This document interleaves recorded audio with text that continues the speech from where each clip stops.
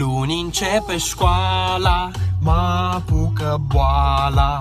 S-a terminat vara, începe toamna nasoala. Gata cu abureala, cu leneveala.